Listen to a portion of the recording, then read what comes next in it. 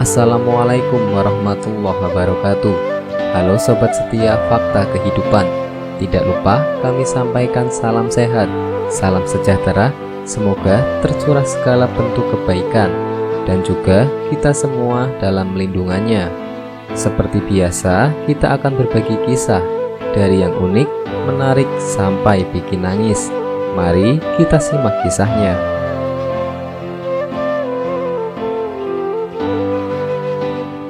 Kisah nyata, keluarga yang diteror hantu kuyang.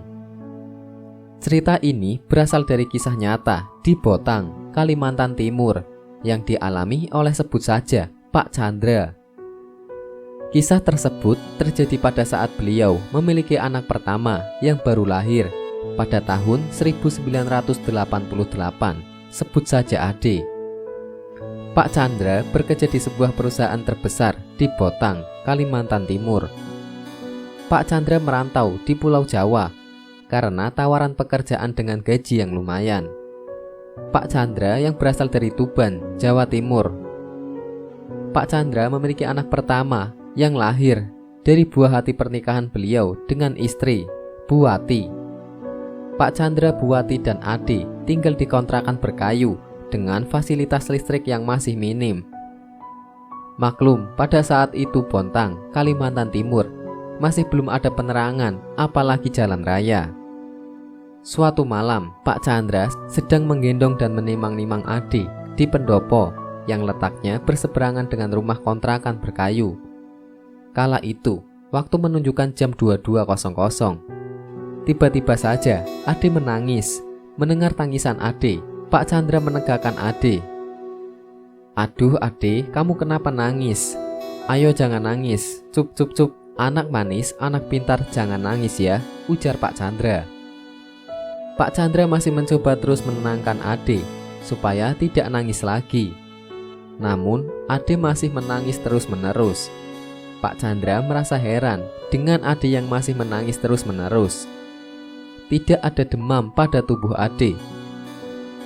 Keesokan harinya, sebelum berangkat kerja, Pak Chandra bercerita kepada Buati tentang Ade menangis terus-menerus tadi malam. "Bu, kok Ade nggak seperti biasanya ya? Tadi malam dia menangis terus-menerus. Pas Bapak gendong dia," tanya Pak Chandra. "Loh, masa sih Pak? Wong biasanya kalau malam Ade tidur pulas, nggak pernah nangis," ujar Buati. "Oh iya, tadi malam itu Ade menangis terus-menerus. Terus Bapak coba menenangkan dia biar nggak nangis. Tapi kok malah dia masih aja nangis. Ya sudah, Bapak mau berangkat kerja dulu ya. Tolong jaga Ade baik-baik," ujar Pak Chandra. "Hati-hati di jalan ya Pak," ujar Buati. "Assalamualaikum," ujar Pak Chandra. "Waalaikumsalam," ujar Buati. Setelah Pak Chandra pergi berangkat kerja, Buati mengawasi dan menjaga Ade yang saat itu tertidur pulas di kamarnya. Buati merasa heran mendengar apa yang dikatakan Pak Chandra. Setiap malam Pak Chandra merasakan keanehan yang terus terjadi pada Ade. Ade yang menangis terus-menerus setiap jam 24.00 di gendongan Pak Chandra. Pak Chandra merasa bahwa ada sesuatu yang janggal yang menghampiri Ade. Pak Chandra menganggap bahwa ada makhluk halus yang mengganggu Ade. "Bu, setiap malam kok Ade masih nangis terus-menerus?" tanya Pak Chandra. "Waduh, Ibu malah jadi khawatir," ujar Buati. "Bapak makin curiga. Jangan-jangan Ade diganggu makhluk halus, Bu. Besok pagi Bapak mau ke paranormal untuk mencari solusi atas keanehan yang dialami Ade," ujar Pak Chandra. Keesokan paginya, Pak Chandra sedang libur. Pak Chandra pergi untuk mencari paranormal yang ada di Botang. Pak Chandra mencari informasi dari warga tentang paranormal yang ada di Botang. Menurut penuturan warga, ada paranormal sakti yang bernama Pak Maning. Pak Maning merupakan sesepuh asli warga Botang. Banyak warga yang sudah datang ke tempat Pak Maning untuk meminta solusi agar tidak diganggu makhluk halus. Setelah mendapatkan informasi dari warga tentang Pak Maning, akhirnya Pak Chandra bergegas ke rumah Pak Maning. Tak beberapa lama kemudian, Akhirnya Pak Chandra tiba di rumah Pak Maning. Sembari mengetuk pintu, Pak Chandra mengucapkan, "Permisi." "Ya, silahkan masuk," ujar Pak Maning. "Maaf, ini dengan siapa ya?" tanya Pak Maning. "Saya Pak Chandra," ujar Pak Chandra. "Silahkan duduk Pak Chandra. Ada yang bisa saya bantu?" tanya Pak Maning. "Pertama, saya itu asli dari Tuban, Jawa Timur. Jadi saya mau sowan ke tempat Bapak, mau meminta solusi dari Bapak. Karena anak saya, Ade, setiap malam dia selalu menangis, nggak berhenti-henti," ujar Pak Chandra. "Baik Pak, saya akan mencoba menerawang di mangkuk yang berisi air untuk mencari penyebab anak Bapak yang selalu menangis terus-menerus setiap malam," ujar Pak Maning. Dengan rasa penasaran, Pak Chandra fokus menatap Pak Maning. "Setelah saya terawang, anak Bapak sedang diganggu kuyang," ujar Pak Maning. "Hah? Kuyang? Kuyang itu apa Pak?" tanya Pak Chandra. "Kuyang itu sosok hantu, jadi-jadian Pak. Kuyang menampakkan wujudnya dalam bentuk kepala perempuan berambut panjang dengan jantung, hati, dan usus. Kuyang selalu mengincar bayi yang baru lahir dengan cara menghisap darah bayi hingga bayi mati dalam kondisi sekujur tubuh membiru. Lelaku Kuyang itu perempuan yang ingin awet muda dan ingin memiliki ilmu yang sakti. Sebagai syarat awet muda dan ilmu yang sakti, kerjasama dengan setan untuk melepaskan tubuhnya menjadi kuyang," ujar Pak Maning. "Tanda-tanda kemunculan kuyang seperti apa Pak?" tanya Pak Chandra.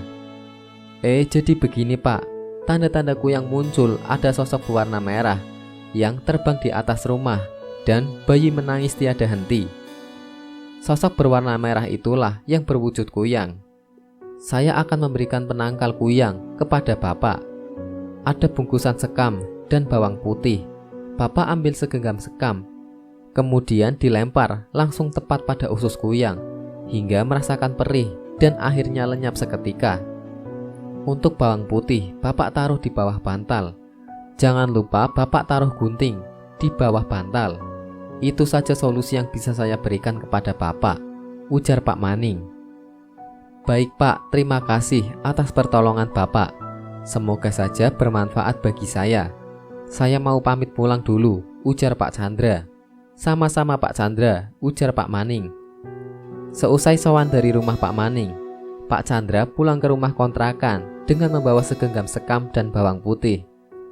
"Ini Bapak bawa apa?" ujar Buati. "Bapak bawa segenggam sekam dan bawang putih dari Pak Maning untuk penangkal kuyang. Jadi Adi menangis terus-menerus setiap malam gara-gara diganggu kuyang. Ibu jangan lupa taruh gunting dan bawang di bawah bantal," ujar Pak Chandra. "Ya Pak," ujar Buati. Malam harinya, Buati sembari menjaga rumah, beliau menaruh gunting dan bawang di bawah bantal sebagai penangkal gangguan makhluk halus. Tak lupa Pak Chandra menyiapkan bungkusan sekam. Tepat jam 24.00 saat Ade menangis, digendong Pak Chandra. Pak Chandra melihat sosok berwarna merah terang menyala terbang di atas rumah. Pak Chandra yang sudah menaruh curiga ini pasti sosok kuyang. Tak lama kemudian, sosok merah menjelma menjadi kuyang mendekat Pak Chandra. Spontan, Pak Chandra melemparkan segenggam sekam tepat pada usus kuyang dan akhirnya kuyang lenyap seketika. Seketika, Ade tidak menangis lagi dan tertidur lelap. Pak Chandra akhirnya bersyukur bahwa telah Ade tidak menangis terus-menerus. Keesokan harinya, Pak Chandra menyampaikan kabar gembira kepada Buati. "Bu, akhirnya setelah semalaman Bapak mengusir kuyang, akhirnya Ade sudah nggak nangis lagi," ujar Pak Chandra. "Syukurlah Pak kalau begitu. Berkat bantuan Pak Maning, akhirnya Ade sudah tidak diganggu kuyang lagi," ujar Buati.